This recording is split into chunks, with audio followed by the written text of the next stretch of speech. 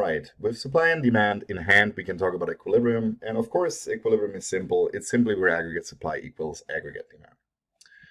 Now, as initially motivated, we make a distinction between the short run and the medium run in the aggregate supply, aggregate demand model. And the short run specifically is a situation in which expected prices can be different from actual prices. We can be wrong about what we think prices are going to be. This has a couple of implications. For one, if expected prices are different from actual prices, as you should know from the discussion of the labor market, the current unemployment rate is different from the natural rate of unemployment. It could be higher, in that case we get cyclical unemployment, that tends to be the case during a recession, or it could be lower when the economy is running really hot at the end of an expansion. The second implication is that ex post real wages, and the ex post real wage is what your paycheck really buys you once you earn it, can be different from what we call ex ante real wages, which are the wages you had bargained for expecting a certain price level. For instance, if actual prices turn out to be higher than your expected price, your ex post real wage, what your paycheck buys you, is less than what you had ex ante bargained for. Likewise, if prices are below expected prices, your ex post real wage, what your paycheck buys you, is more than what you had bargained for ex ante. And that particular mechanism is what drives the adjustment from the short run to the medium. Before we go there, let's quickly look at the short run scenario. You have your aggregate supply curve, you have your aggregate demand curve. Where the two intersect, you get your current output. And the current level of output is often denoted just with a Y. Sometimes it has a subscript T, which stands for the time period, the current time period. It can be different in the short run from the natural level of output, where prices equal expected prices. That's how the natural level of output is defined. Now, in this particular scenario, prices are above expected prices, and it is typically the case when current output is above the natural rate of output. The difference between current output and the natural level of output, potential output, is referred to as the output gap. If we're operating with a positive output gap, prices are higher than expected prices. If the aggregate demand curve were over here, for instance, we would have a negative output gap, which is usually associated with prices that are below expected prices. In the medium run, as I mentioned earlier, by definition, output has to equal its natural level, output has to equal potential output. We'll talk at a later point about what determines potential output, and for now this is really just a tautology. I'm basically just telling you that's what the medium run equilibrium is, and that's the same way that intro textbooks usually do this.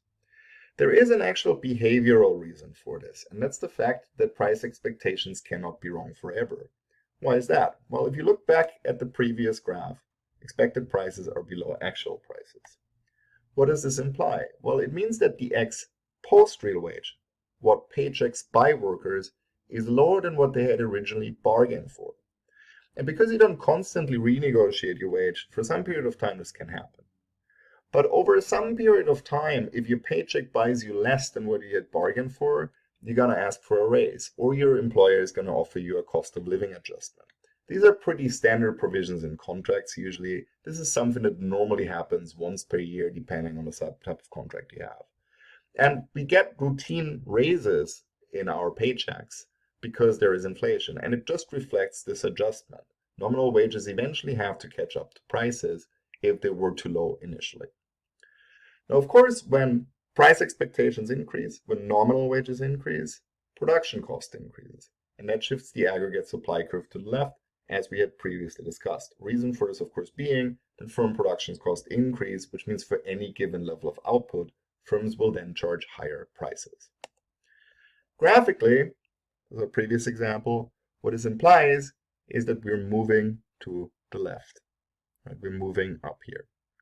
Expected prices increase, the aggregate supply curve will increase as well. Now, normally in this first step, in this first adjustment, we don't quite get to a point where actual prices equal expected prices.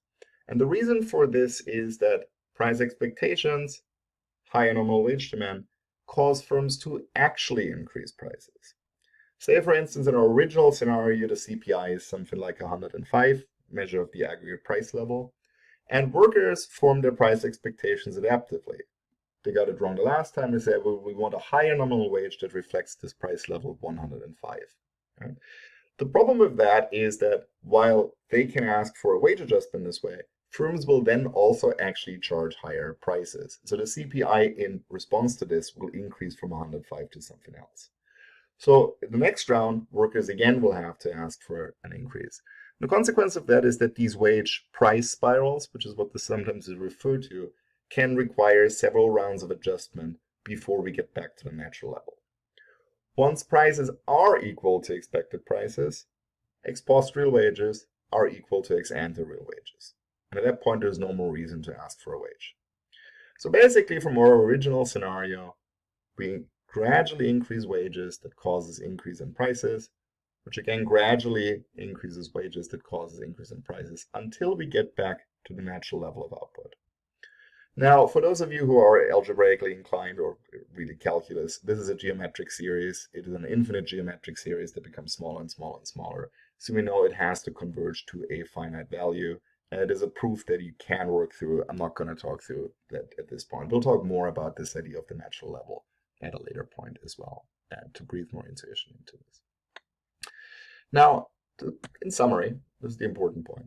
In the short run, an economy can run above or below potential output. This is what we refer to as the output gap. It is an important measure of where we think we are in the business cycle. Positive output gap tends to be associated with late-stage expansion. So for instance, a couple of years ago when we had the tax cuts, the economy was growing about 3% per year in the United States. Estimated potential output growth is about 2.1%. We'll talk later about how that's estimated. But what it's suggesting is that during the Trump tax cuts, the economy was actually running above its potential output. Consequence of that is that inflation picked up a little bit. The consequence of that is that wages picked up a little bit.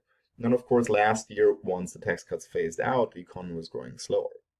But the same token, when the economy is hitting a hiccup, for instance, this COVID-19 crisis is basically a supply side shock. We'll talk about this scenario.